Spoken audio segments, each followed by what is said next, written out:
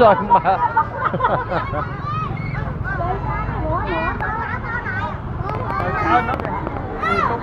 mà nó nặng ấy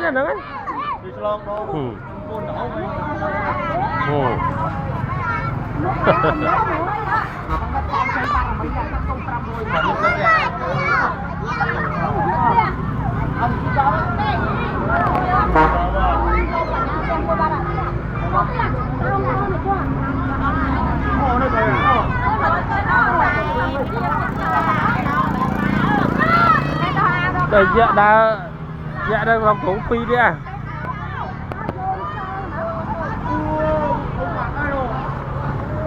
phi hả tụi nó cho bên bao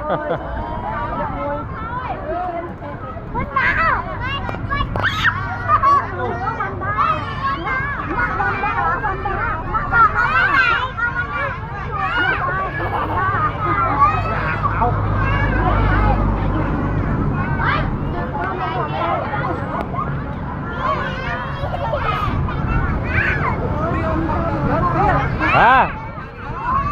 ô thơm nè ọt miên nó này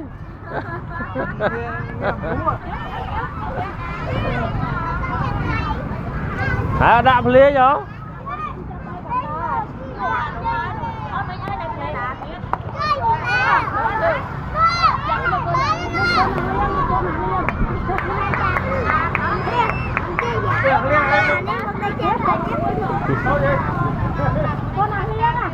nó dẹt hàng nó mất tí đây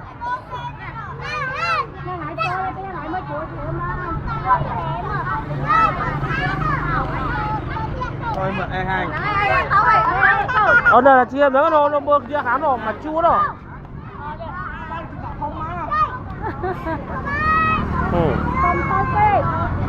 nó bước dẹt đá đó mà chua